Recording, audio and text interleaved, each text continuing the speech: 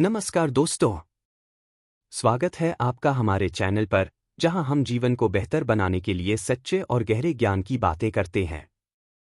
क्या आप जीवन में सच्चे आनंद और शांति की तलाश में हैं? सद्गुरु के इनर इंजीनियरिंग के सिद्धांत आपको जीवन के उन रहस्यों से परिचित कराते हैं जो हमें अंदर से खुश और संतुलित बना सकते हैं। इस वीडियो में हम inner engineering a yogi's guide to joy किताब के मुख्य बिंदुओं पर चर्चा करेंगे और जानेंगे कि कैसे योग, ध्यान और आत्मसमझ से हम अपने जीवन को बेहतर बना सकते हैं। इस वीडियो में जानें सद्गुरु के इनर इंजीनियरिंग के सिद्धांत, कैसे शरीर, मन और ऊर्जा को संतुलित कर सकते हैं, सच्चे आनंद की प्राप्ति का रहस्य, जीवन में शांति और संतुलन लाने के तरीके।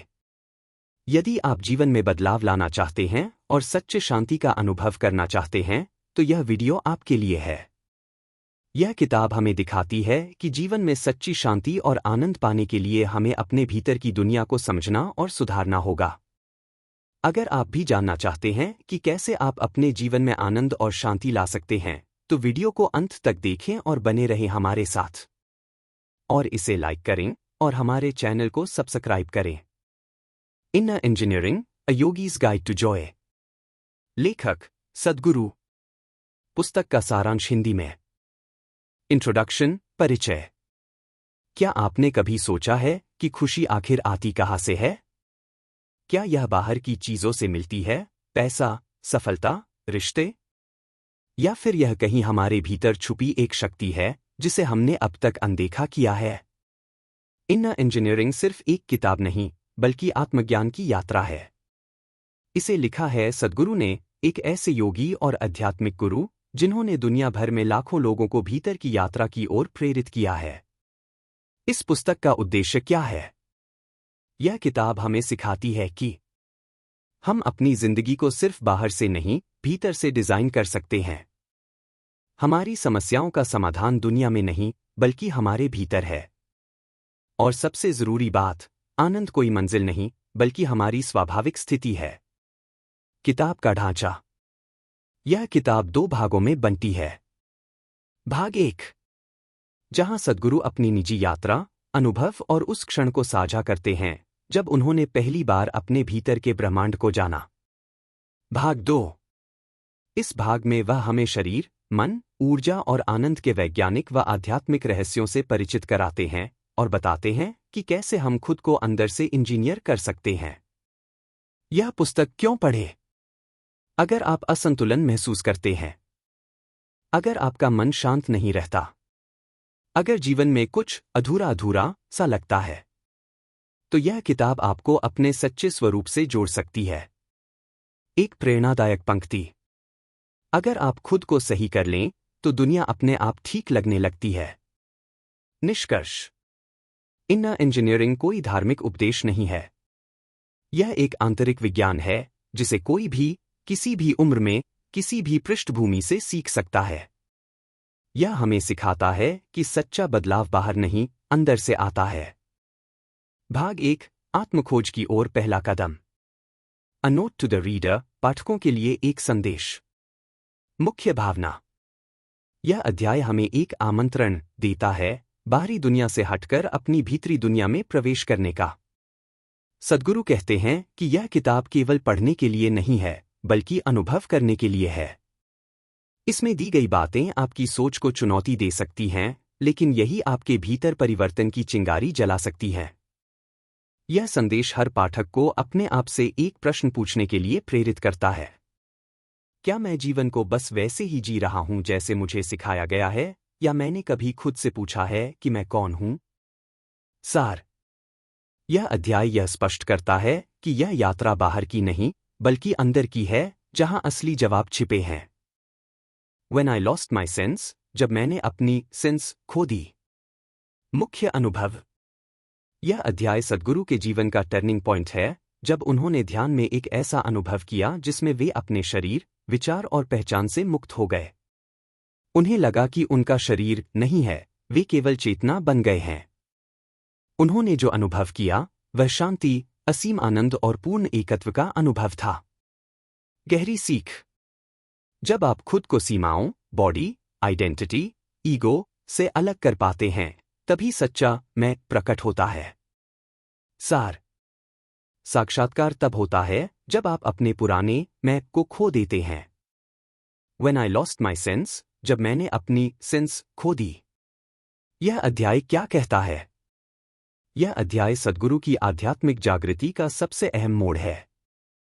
यह उस क्षण की कहानी है जब उन्होंने दुनिया को सिर्फ अपनी इंद्रियों से नहीं, बल्कि अंतःचेतना, इनर कॉन्शियसनेस से देखा। क्या हुआ था उस ध्यान के अनुभव में? सद्गुरु एक चट्टान पर ध्यान में बैठे थे, सब कुछ शांत था, भीतर भी और बाहर भी। अचानक उन्हें लगा, मैं शरीर नहीं हूं। उनके भीतर एक अद्भुत शून्यता थी, न शरीर, न विचार, न पहचान। उन्होंने अनुभव किया कि वो सिर्फ अस्तित्व, बीइंगनेस है, न कोई रूप, न कोई नाम। कैसा था वह अनुभव? जैसे समंदर में खो जाना, जहां कोई किनारा नहीं, कोई डर नहीं। समय जैसे रुक गया हो। वे खुद को सिर्फ चेतना, ऊर्जा और आनंद के रूप में महसूस कर रहे थे। यह कोई कल्पना नहीं थी, यह एक सीधा अनुभव, डायरेक्ट रियलाइजेशन था। सद्गुरु को क्या समझ आया? जब हम मैं कौन हूं को छोड़ देते हैं, तभी जो मैं वास्तव में हूं वह प्रकट होता है। हमारी जो भी पहचान है, नाम, धर्म, रिश्ते, विचार, यह सब सोशल कंस्ट्रक्ट है। लेकिन इनके पार जो है वह शुद्ध चेतना है। वही असली मैं है। गहरी सीख क्या है? आप कोई भूमिका नहीं है। आप कोई विचार नहीं है। आप शरीर भी नहीं है। आप वह हैं जो सब कुछ होते हुए भी शांत है। इस अनुभव ने सद्गुरु को ये सिखाया कि वास्तविक मुक्ति, लिबरेशन, तब आती है जब हम अपनी सीमाओं को पहचानते हैं और उनसे परे जाते हैं। क्या हम भी ऐसा अनुभव कर सकते हैं? हाँ। हर इंसान के भीतर वो तल छिपा है, जहां ना डर है, ना दुख, ना भ्रम। बस जरूरत है ध्यान, सजगता और भीतरी खोज की। इस अध्याय का सार, समरी इन वन लाइन। जब आप अपने झूठे मैं को खो देते हैं, तभी सच्चा मैं मिल पाता है। The way out is in, बाहर का रास्ता अंदर है।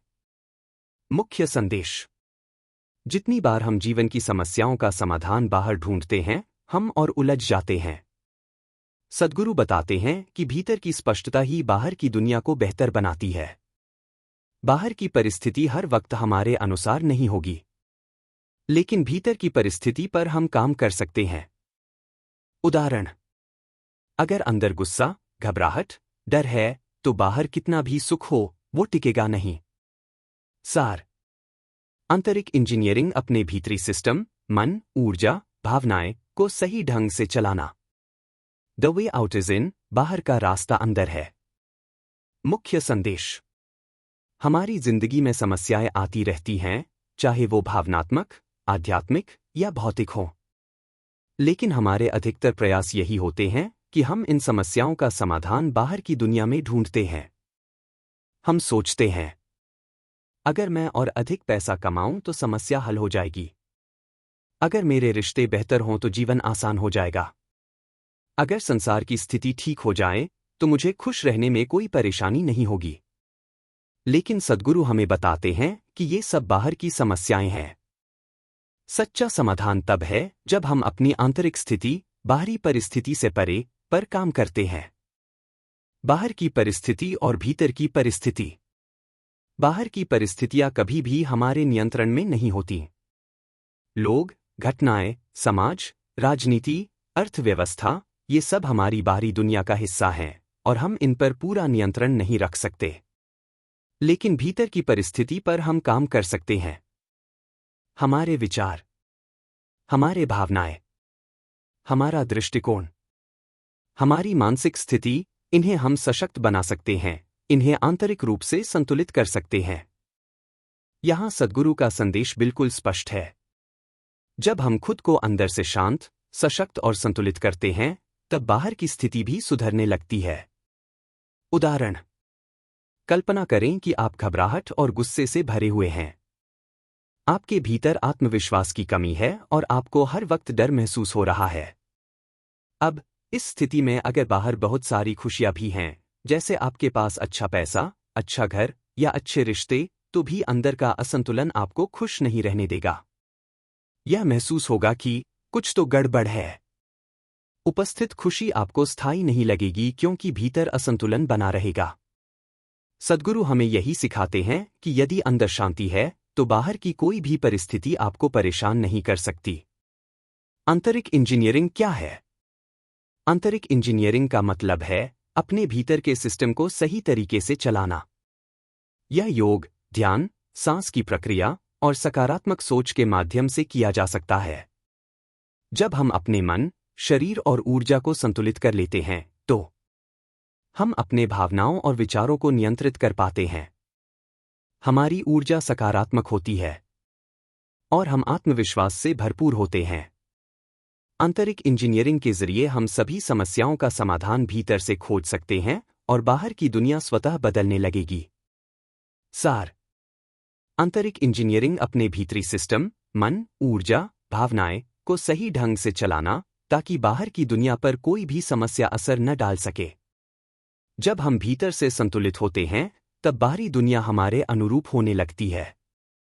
डिजाइन योर डेस्टिनी, अपनी तकदीर खुद बनाओ। मुख्य विचार: हम अक्सर मानते हैं कि किस्मत पहले से तय होती है, पर सद्गुरु कहते हैं आप ही अपनी तकदीर के निर्माता हैं। आप कैसे सोचते हैं, महसूस करते हैं, प्रतिक्रिया देते हैं, यही आपकी रचना शक्ति है। अगर आप अपने शरीर, मन और ऊर्जा को नियंत्रित कर लें तो आपकी जिंदगी आपके हाथ में होगी। सार: हम परिस्थितियों के शिकार नहीं बल्कि उनके निर्माता बन सकते हैं। डिजाइन योर डेस्टिनी, अपनी तकदीर खुद बनाओ। मुख्य विचार: बहुत बार हम जीवन में जो कुछ भी होता है उसे अपनी किस्मत या भाग्य का परिणाम मानकर स्वीकार कर लेते हैं। हम सोचते हैं यह मेरी किस्मत है, मेरे साथ जो हो रहा है वो पहले से तय था, मैं बस एक कठपुतली हूं जो परिस्थितियां तय करती हैं। लेकिन सद्गुरु कहते हैं कि किस्मत को हम अपनी सोच, भावनाओं और कार्यों से आकार दे सकते हैं। हम किसी भी परिस्थिति के शिकार नहीं हैं बल्कि हम उनके निर्माता हो सकते हैं। कैसे करें अपनी तकदीर को डिजाइन? सद्गुरु का कहना है आपका मन, आपकी भावनाएं और आपका शरीर, ये सभी आपकी रचनात्मक शक्तियां हैं। यदि आप इन्हें संतुलित और संचालित कर लें तो आप अपनी जिंदगी में सकारात्मक परिवर्तन ला सकते हैं। आप क्या सोचते हैं, कैसे महसूस करते हैं और कैसे प्रतिक्रिया देते हैं, ये सब आपकी किस्मत को आकार देते हैं। मन, शरीर और ऊर्जा के साथ जुड़ाव: आपकी तकदीर कभी भी स्थिर नहीं होती बल्कि यह उस ऊर्जा पर निर्भर करती है जिसे आप व्यक्त करते हैं। मानसिक स्थिति: अगर आप हमेशा सकारात्मक सोच रखते हैं तो आप सकारात्मक परिस्थितियां आकर्षित करेंगे। शारीरिक स्थिति: आपका शरीर भी आपकी सोच और भावनाओं के अनुसार कार्य करता है। जब आप शरीर का सही तरीके से ध्यान रखते हैं तो यह आपके मानसिक स्वास्थ्य को भी प्रभावित करता है। ऊर्जा का प्रवाह: हमारी ऊर्जा भी एक महत्वपूर्ण कारक है। जब हमारी ऊर्जा सही दिशा में बहती है तो हम अपनी सोच और भावनाओं पर नियंत्रण रख सकते हैं और फिर जीवन की परिस्थितियां हमारे अनुकूल होती हैं। हमारे नियंत्रण में क्या है? हमारी प्रतिक्रिया और संचालन सबसे ज्यादा महत्वपूर्ण है। जब हम भीतर से शांति, संतुलन और ध्यान के साथ जीते हैं तो बाहरी दुनिया भी उसी के अनुरूप प्रतिक्रिया देती है। अगर आप हर छोटी बड़ी घटना पर गुस्सा करते हैं या हमेशा नकारात्मक सोचते हैं तो आप अपनी ही तकदीर को गढ़ रहे होते हैं। अगर आप अपनी ऊर्जा को सकारात्मक दिशा में प्रवाहित करते हैं तो आप अपनी किस्मत को खुद बनाते हैं। सार: आप परिस्थितियों के शिकार नहीं हैं बल्कि आप उन परिस्थितियों के निर्माता हैं। आपकी तकदीर उस तरीके से आकार लेती है जैसे आप अपनी सोच, भावनाओं और क्रियाओं को नियंत्रित करते हैं। नो बाउंड्री, नो बर्डन, कोई सीमा नहीं, कोई बोझ नहीं। मुख्य भावना: हम खुद को तरह तरह की सीमाओं में बांध लेते हैं। मैं हिंदू हूं, मैं औरत हूं, मैं अमीर हूं, मैं गरीब हूं। सद्गुरु कहते हैं कि ये सारी पहचानें बोझ हैं और जब हम इनसे मुक्त होते हैं तभी आनंद की अनुभूति होती है। प्रैक्टिकल सीख: जब आप हर चीज से जुड़ाव महसूस करते हैं तो आपका हृदय खुल जाता है। सार: सीमाएं जितनी कम होंगी, जीवन उतना हल्का और खुला लगेगा। नो बाउंड्री, नो बर्डन, कोई सीमा नहीं, कोई बोझ नहीं। मुख्य भावना: हम सभी अपने जीवन में सीमाओं से घिरे होते हैं। यह सीमाएं हमारी पहचान के रूप में होती हैं, जैसे मैं हिंदू हूं, मैं पुरुष हूं, मैं अमीर हूं, मैं गरीब हूं, मैं छोटे शहर से हूं, मैं एक अफसर हूं, मैं एक डॉक्टर हूं। इन पहचानों और सीमाओं से हम खुद को बांध लेते हैं और यही हमारा बोझ बन जाता है। सद्गुरु बताते हैं कि यह सारी पहचानें और सीमाएं हमें आत्मस्वतंत्रता से रोकती हैं। जब हम इन सीमाओं से मुक्त हो जाते हैं तो हमें असली आनंद और शांति का अनुभव होता है। सीमाएं क्या हैं? सीमाएं न केवल भौतिक होती हैं, बल्कि ये हमारी मानसिक और भावनात्मक स्थिति को भी प्रभावित करती हैं। हमारी पहचानें जो हम समाज में बनाते हैं, वे हमारे लिए एक तरह का बोझ होती हैं। हम खुद को धार्मिक पहचान के आधार पर सीमित कर लेते हैं। हम लिंग, आर्थिक स्थिति, शिक्षा आदि के आधार पर अपनी सीमाएं बनाते हैं।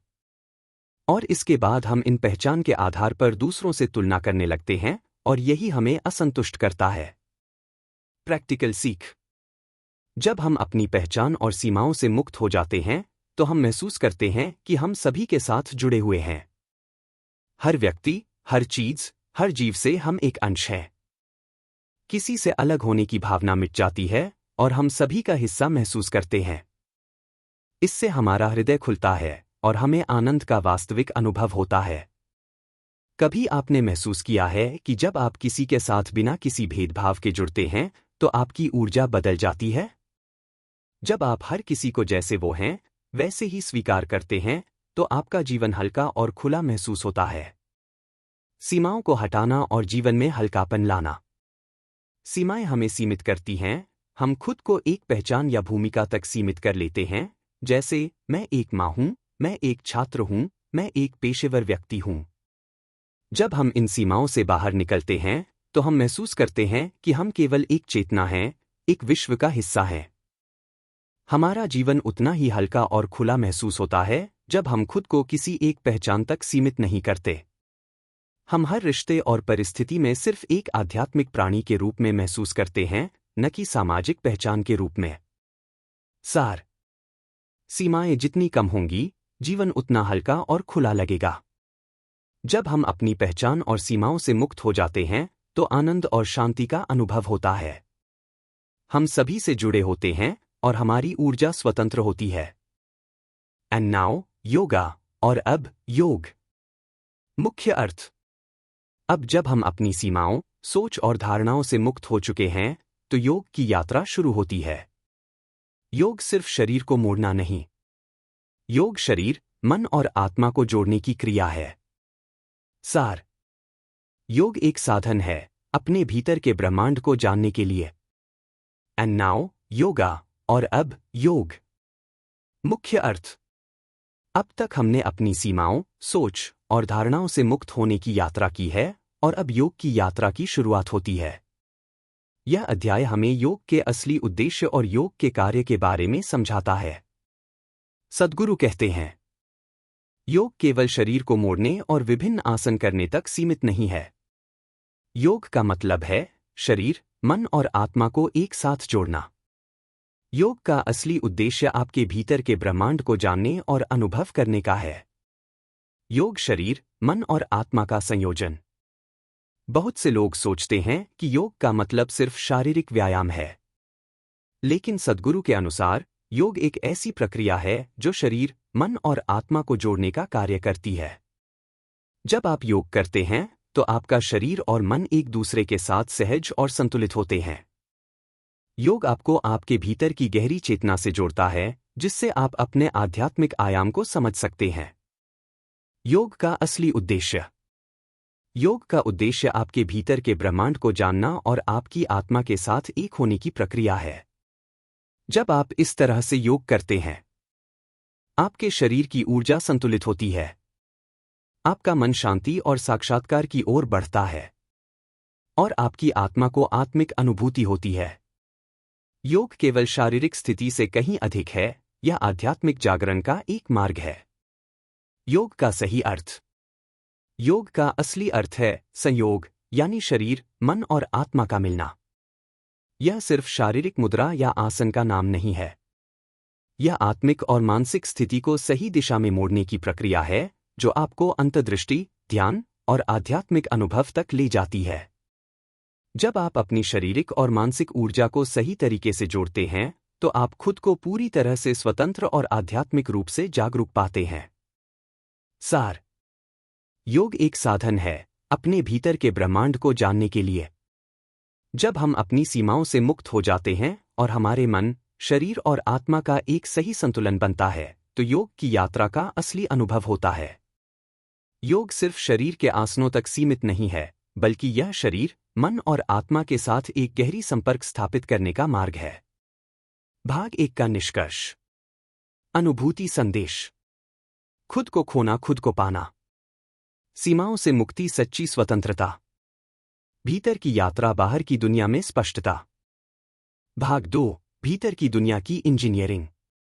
एक नोट टू द रीडर, पाठकों से संवाद। भाग 2।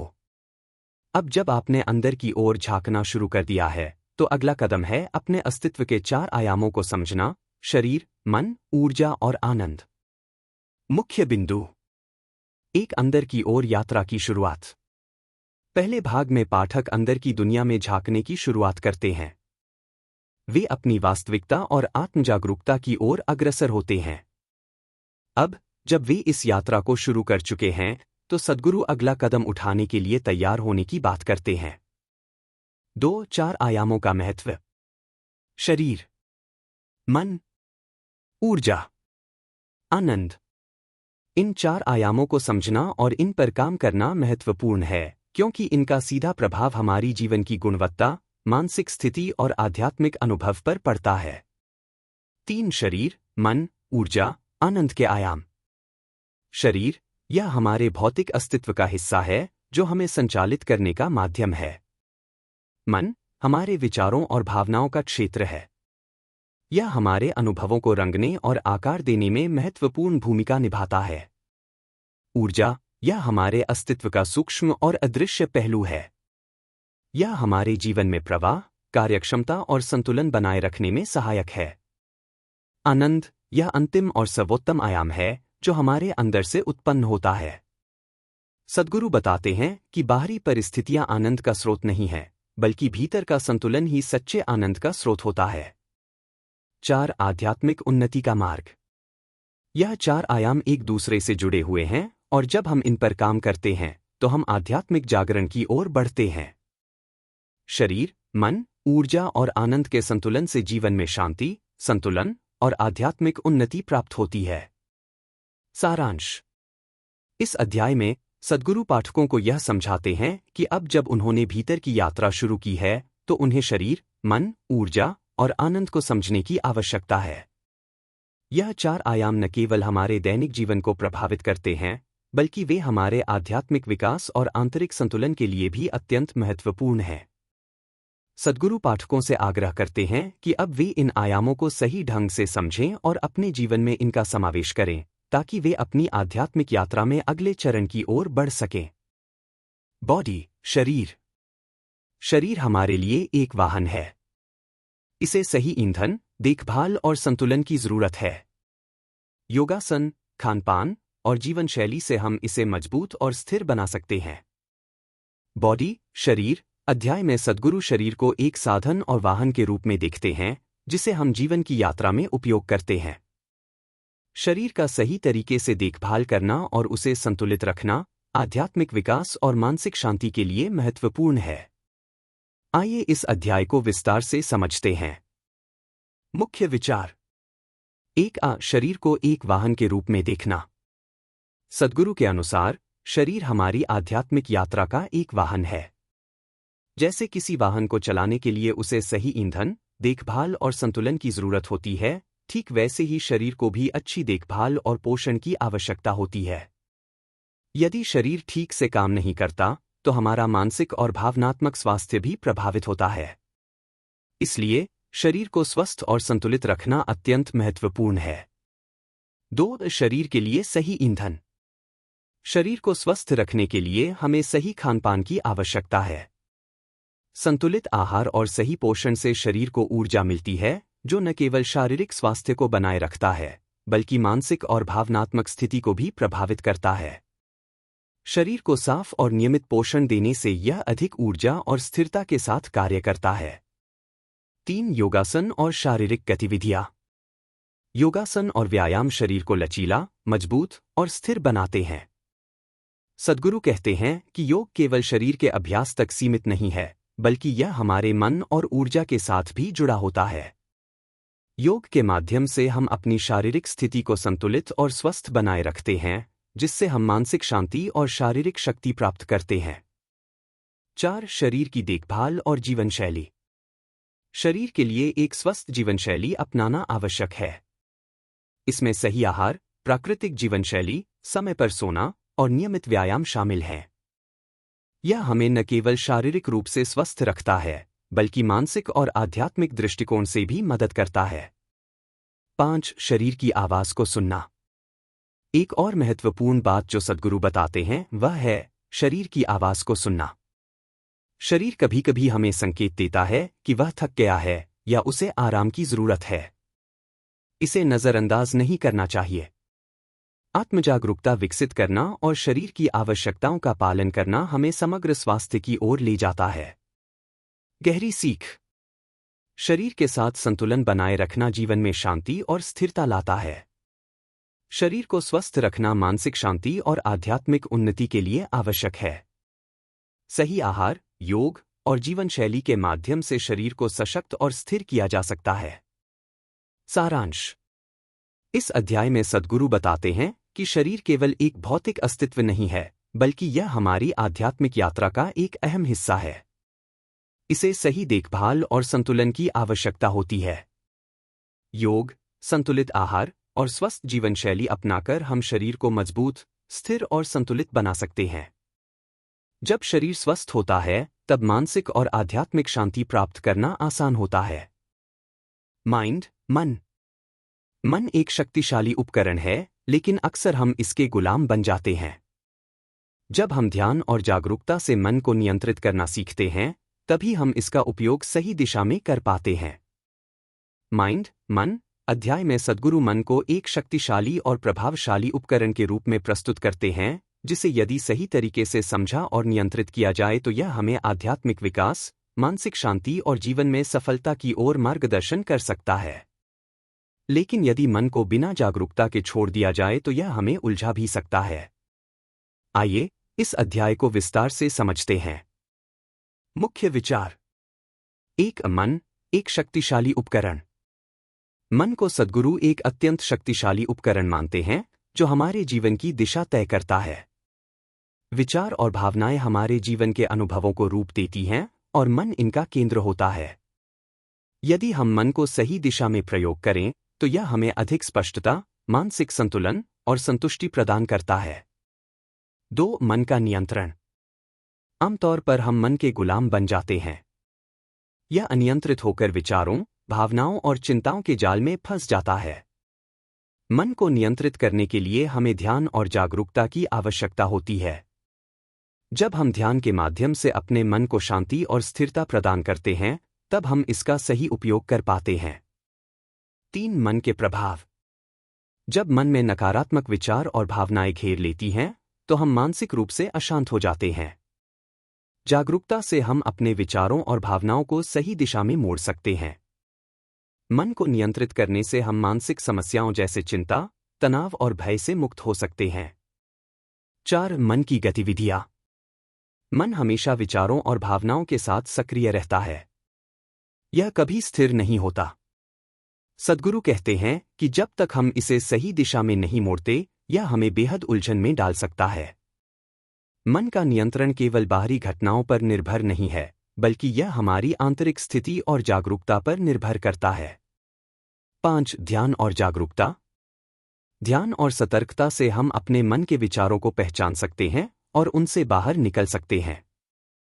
जब हम अपनी जागरूकता बढ़ाते हैं, तब हम अपने विचारों को अवलोकन कर सकते हैं, उन्हें नियंत्रित कर सकते हैं और अपने जीवन में उन्हें सकारात्मक दिशा में मोड़ सकते हैं। ध्यान के अभ्यास से मन को शांत और केंद्रित किया जा सकता है, जिससे जीवन में शांति और संतुलन आता है।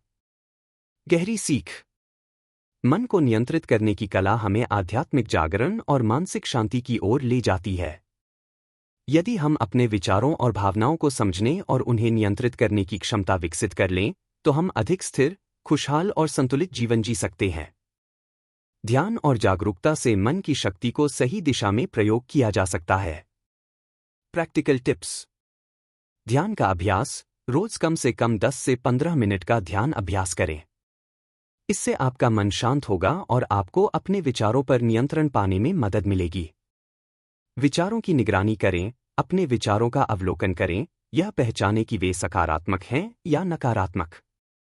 नकारात्मक विचारों से दूर रहें और सकारात्मक विचारों पर ध्यान केंद्रित करें। सांसों पर ध्यान केंद्रित करें। जब भी आप मानसिक तनाव महसूस करें, अपनी सांसों पर ध्यान दें। इससे आप मानसिक शांति महसूस करेंगे और मन को स्थिर करने में मदद मिलेगी। सारांश। इस अध्याय में सद्गुरु बताते हैं कि मन एक शक्तिशाली उपकरण है, जिसका सही उपयोग करने से हम अपनी जीवन की दिशा को नियंत्रित कर सकते हैं। लेकिन यदि हम इसे बिना जागरूकता के छोड़ देते हैं, तो यह हमें उलझा भी सकता है। ध्यान और जागरूकता के अभ्यास से हम अपने मन को शांत और नियंत्रित कर सकते हैं और इसका सही उपयोग करके मानसिक शांति और संतुलन प्राप्त कर सकते हैं। एनर्जी, ऊर्जा। हमारे अंदर बहने वाली ऊर्जा अगर संतुलित और प्रबल हो, तो हमारा जीवन सरल, सक्रिय और आनंदमय बनता है। यौगिक विज्ञान ऊर्जा को जगाने और संयमित करने की तकनीकें सिखाता है। एनर्जी, ऊर्जा अध्याय में सद्गुरु बताते हैं कि हमारे भीतर बहने वाली ऊर्जा हमारे जीवन के हर पहलू को प्रभावित करती है। ऊर्जा का सही उपयोग और संतुलन हमारे शारीरिक, मानसिक और आध्यात्मिक स्वास्थ्य के लिए अत्यंत महत्वपूर्ण है। यदि हमारी ऊर्जा प्रबल और संतुलित हो, तो जीवन अधिक सरल, सक्रिय और आनंदमय बन जाता है। आइए इस अध्याय को विस्तार से समझें। मुख्य विचार। 1. ऊर्जा, जीवन का आधार। ऊर्जा हमारे जीवन का मूल तत्व है। यह न केवल हमारे शरीर को क्रियाशील बनाती है, बल्कि हमारे विचारों, भावनाओं और कार्यों को भी प्रभावित करती है। सद्गुरु कहते हैं कि ऊर्जा का सही प्रबंधन और संतुलन ही जीवन को अधिक सुखद, सक्रिय और सफल बना सकता है। हमारी शारीरिक, मानसिक और भावनात्मक अवस्था हमारी ऊर्जा के स्तर पर निर्भर करती है। यदि ऊर्जा संतुलित नहीं है, तो हम थकान, तनाव और मानसिक उलझनों का सामना कर सकते हैं। 2. ऊर्जा का संतुलन। ऊर्जा का संतुलन बनाए रखना अत्यंत आवश्यक है। अत्यधिक ऊर्जा भी हानिकारक हो सकती है और कम ऊर्जा भी। जब हमारी ऊर्जा संतुलित होती है, तो हम न केवल शारीरिक रूप से सशक्त महसूस करते हैं, बल्कि मानसिक रूप से भी पूरी तरह से सक्रिय रहते हैं। जब ऊर्जा का प्रवाह रुकता है या उसमें असंतुलन होता है, तो शरीर में कई समस्याएं उत्पन्न हो सकती हैं, जैसे थकान, अवसाद और शारीरिक रोग। 3. यौगिक विज्ञान, ऊर्जा को जागृत करना। यौगिक विज्ञान के अनुसार हमारे शरीर में 7 प्रमुख ऊर्जा चक्र होते हैं, जिनका संतुलन बनाए रखना जरूरी होता है। योगी साधनाओं के माध्यम से इन चक्रों को सक्रिय कर सकते हैं, ताकि ऊर्जा का प्रवाह सही दिशा में हो। प्राणायाम, सांस के अभ्यास, आसन, योग मुद्राएं और ध्यान जैसी तकनीकों से हम अपनी ऊर्जा को जागृत और संयमित कर सकते हैं। 4. ऊर्जा का सही उपयोग। जब ऊर्जा का सही उपयोग होता है, तो हमारा शरीर अधिक सक्रिय और स्थिर रहता है। मानसिक और शारीरिक सक्रियता के लिए ऊर्जा का सही प्रवाह जरूरी है।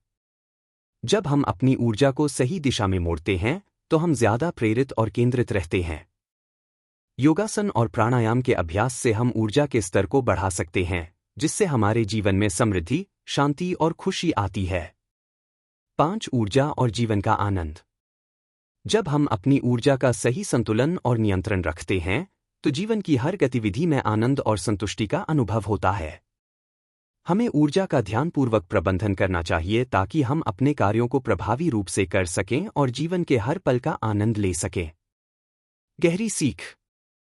ऊर्जा का संतुलन हमारे जीवन के सभी पहलुओं पर गहरा प्रभाव डालता है। जब हम अपनी ऊर्जा को सही दिशा में नियंत्रित करते हैं, तो हम शारीरिक, मानसिक और आध्यात्मिक रूप से अधिक सशक्त महसूस करते हैं। योग और ध्यान के माध्यम से हम अपनी ऊर्जा को जागृत कर सकते हैं, जिससे जीवन में एक स्थिरता और आनंद का अनुभव होता है। हमारी ऊर्जा सभी कार्यों और अनुभवों को प्रभावित करती है, इसलिए इसे जागरूकता और संतुलन के साथ प्रयोग करना महत्वपूर्ण है। Practical tips. 1. प्राणायाम, ब्रेथवर्क। प्राणायाम का अभ्यास करने से शरीर और मन में ऊर्जा का संतुलन बनता है। यह तनाव कम करने और मानसिक स्पष्टता बढ़ाने के लिए अत्यंत प्रभावी है। रोज 10 से 15 मिनट का प्राणायाम अभ्यास करें। इससे शरीर और मन को ऊर्जा मिलेगी और आप अधिक सक्रिय महसूस करेंगे। 2. योगासनों का अभ्यास। शरीर में ऊर्जा के प्रवाह को बढ़ाने के लिए विभिन्न योगासनों का अभ्यास करें। ये आसन न केवल शरीर को लचीला बनाते हैं, बल्कि शरीर में ऊर्जा का संतुलन भी बनाए रखते हैं। सूर्य नमस्कार, अधोमुख श्वानासन और भुजंगासन जैसे आसन ऊर्जा को उत्तेजित करने में मदद करते हैं। 3. Smart diet. आहार का सीधा असर हमारी ऊर्जा पर पड़ता है। हल्का, पौष्टिक आहार ऊर्जा के स्तर को बढ़ाता है, जबकि भारी और तैलीय आहार शरीर में आलस्य और थकान ला सकता है। ताजे फल, हरी पत्तेदार सब्जियां और कम तला हुआ भोजन आपके ऊर्जा स्तर को बनाए रख सकते हैं। 4. पानी और हाइड्रेशन। शरीर में ऊर्जा के सही प्रवाह के लिए पर्याप्त पानी पीना जरूरी है। शरीर की जलन की कमी से थकान और नकारात्मकता आ सकती है। दिन भर में पानी की पर्याप्त मात्रा पीने से ऊर्जा स्तर में सुधार होता है। सारांश। इस अध्याय में सद्गुरु ने बताया कि ऊर्जा हमारे जीवन का एक मौलिक घटक है। हमारी शारीरिक, मानसिक और आध्यात्मिक अवस्था ऊर्जा के प्रवाह पर निर्भर करती है। योग, प्राणायाम और ध्यान जैसी तकनीकों से हम अपनी ऊर्जा को संतुलित और जागृत कर सकते हैं, जो हमारे जीवन को सक्रिय, आनंदमय और संतुलित बनाता है। जॉय, आनंद। अंततः जीवन का उद्देश्य है आनंद। यह कोई बाहरी चीज नहीं, बल्कि हमारा स्वाभाविक स्वरूप है। जब शरीर, मन और ऊर्जा का सही संतुलन होता है, तो हम अपने आप खुश रहना सीख जाते हैं।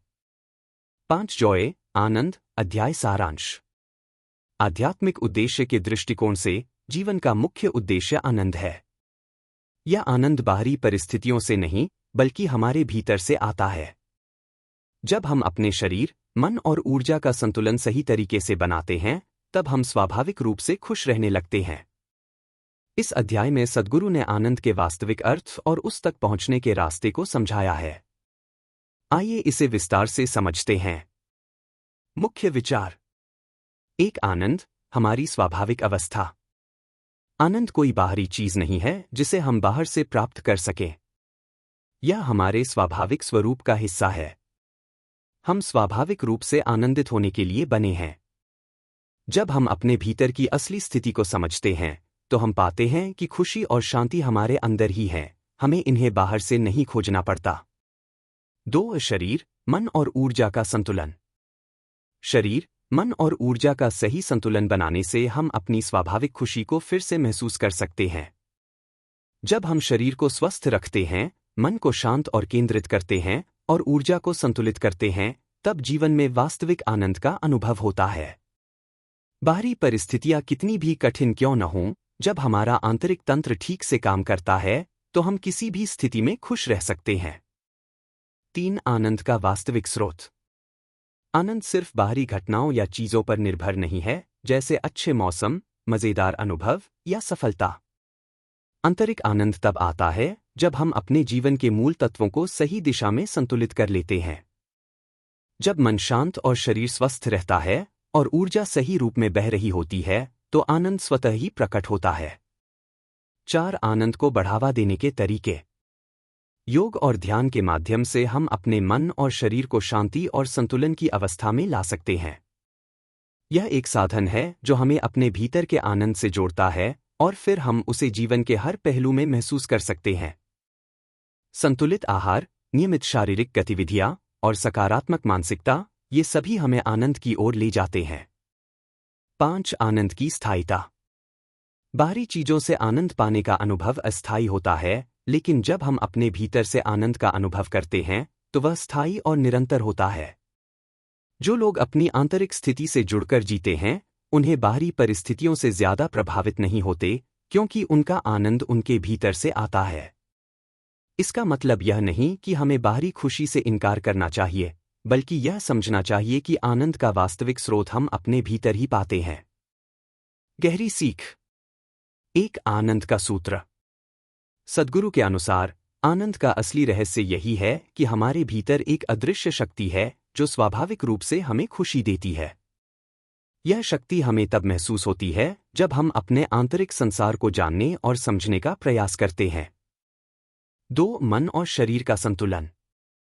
आनंद के लिए केवल मानसिक संतुलन नहीं, बल्कि शरीर और ऊर्जा का भी संतुलन महत्वपूर्ण है। अगर शरीर स्वस्थ है और मन शांत है, तो आनंद अपने आप प्रकट होता है। 3. Supporting practical tips. योग। शरीर और मन को सही दिशा में लाने के लिए योग अत्यंत प्रभावी है। प्राणायाम। यह मानसिक और शारीरिक शांति में सहायक है, जिससे आनंद की स्थिति उत्पन्न होती है। आहार और पोषण। जो हम खाते हैं वह हमारी ऊर्जा और मनोदशा को प्रभावित करता है। हल्का और पोषक आहार हमारे शरीर को बेहतर बनाता है और मन की स्थिति भी सकारात्मक रहती है। आध्यात्मिक दृष्टिकोण। सद्गुरु ने आनंद को आध्यात्मिक दृष्टिकोण से भी देखा है। वे कहते हैं कि जब हम अपने जीवन के उद्देश्य को स्वस्थता, संतुलन और आध्यात्मिकता की दिशा में मोड़ते हैं, तो हमारे जीवन में प्राकृतिक रूप से आनंद उत्पन्न होता है। आनंद को जोड़ने का तरीका। यह हमारे आंतरिक अनुभव पर निर्भर करता है। जब हम अपनी ऊर्जा को सही दिशा में मार्गदर्शन करते हैं और मन को शांति की ओर लाते हैं, तब हम आनंद की स्थायी स्थिति में रहते हैं। व्यावहारिक रूप में आनंद प्राप्त करना। एक योग और ध्यान के माध्यम से खुद को जानें और अपनी आंतरिक स्थिति को शांत करें। 2. प्राकृतिक जीवनशैली अपनाएं, जैसे ताजे फल, हरी सब्जियां और हल्का आहार, ताकि शरीर और ऊर्जा संतुलित रहे। 3. ध्यान की स्थिरता बनाए रखें, ताकि मन पर बाहरी प्रभावों का असर कम हो और आंतरिक शांति बनी रहे। 4. समय समय पर अवलोकन करें कि आपकी ऊर्जा, मन और शरीर के बीच संतुलन है या नहीं। सारांश। आनंद हमारा स्वाभाविक स्वरूप है। जब हम अपने शरीर, मन और ऊर्जा का संतुलन बनाए रखते हैं, तो हम अपने भीतर के आनंद से जुड़ जाते हैं। बाहरी परिस्थितियां चाहे जैसी भी हों, अगर हम भीतर से शांत और संतुलित हैं, तो हम आनंदमय जीवन जी सकते हैं। इस अध्याय में सद्गुरु ने बताया कि आंतरिक आनंद तभी मिलता है जब हम अपने अस्तित्व के सभी पहलुओं को सही दिशा में संतुलित करते हैं। यह योग, ध्यान और आध्यात्मिक जागरूकता के माध्यम से संभव होता है। अंतिम निष्कर्ष, final conclusion of the book.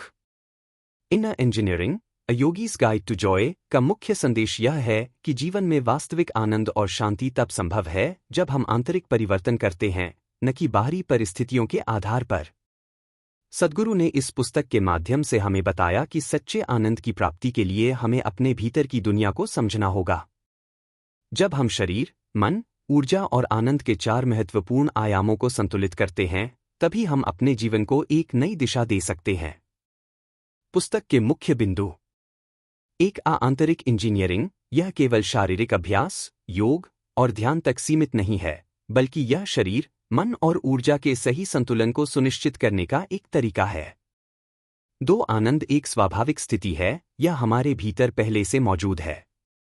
जब हम अपनी सीमाओं, पहचान और गलत धारणाओं को छोड़कर अपने भीतर के सत्य से जुड़ते हैं, तब हम आंतरिक आनंद का अनुभव करते हैं। 3. योग, यह एक साधन है जो शरीर, मन और आत्मा को जोड़ता है। यह न केवल शारीरिक रूप से स्वस्थ रहने के लिए जरूरी है, बल्कि यह मानसिक शांति और आंतरिक संतुलन की कुंजी भी है। 4. दूसरों से नहीं, अपने आप से जुड़ना। सद्गुरु हमें यह समझाते हैं कि बाहरी दुनिया से संतुष्टि नहीं, बल्कि आंतरिक जागरूकता और आध्यात्मिक साधना के माध्यम से ही हम सच्चे आनंद को अनुभव कर सकते हैं। 5. हम अपने जीवन के निर्माता हैं, हम अपनी परिस्थितियों के शिकार नहीं हैं, बल्कि हम उन्हें बनाने की क्षमता रखते हैं। यह हमारे विचारों, भावनाओं और प्रतिक्रियाओं पर निर्भर करता है कि हम अपनी वास्तविकता को कैसे आकार देते हैं। अंतिम संदेश। आध्यात्मिक विकास और व्यक्तिगत परिवर्तन के इस सफर में सद्गुरु का संदेश है कि हम सभी को अपनी आंतरिक स्थिति पर काम करना होगा। जब हम अपने भीतर के सच को पहचानेंगे, तब हमें न केवल आनंद मिलेगा बल्कि जीवन में पूर्णता और संतुलन भी मिलेगा। यह जीवन की एक नई यात्रा है जो हमें केवल बाहरी सफलता की बजाय आंतरिक खुशी और शांति की ओर ले जाती है। सद्गुरु कहते हैं, योग और ध्यान का अभ्यास न केवल आत्मज्ञान के लिए बल्कि एक खुशहाल और संतुलित जीवन जीने के लिए भी जरूरी है। अंततः इनर इंजीनियरिंग एक जीवन जीने की कला है जो हमें सिखाती है कि हम अपनी सच्ची शक्ति को समझकर अपने जीवन को संतुलित और आनंदपूर्ण बना सकते हैं। दोस्तों, जैसा कि हमने आज जाना, इनर इंजीनियरिंग एक अद्भुत तरीका है अपने जीवन को संतुलित और खुशहाल बनाने का। अब बारी है आपकी। आपको क्या लगता है? क्या आपने कभी अपनी अंदर की दुनिया की इंजीनियरिंग की है? अपने अनुभव हमारे साथ कमेंट बॉक्स में शेयर करें और बताएं कि आपको किस पहलू ने सबसे ज्यादा प्रभावित किया। अगर आपको यह वीडियो अच्छा लगा हो तो इसे लाइक करें और हमारे चैनल को सब्सक्राइब करें ताकि आप ऐसे और भी प्रेरणादायक वीडियोस देख सकें। इस यात्रा में आपके साथ चलने के लिए हम उत्साहित हैं। आपका समय और ध्यान देने के लिए धन्यवाद और याद रखें, जीवन को खुशहाल और संतुलित बनाना आपके हाथ में है।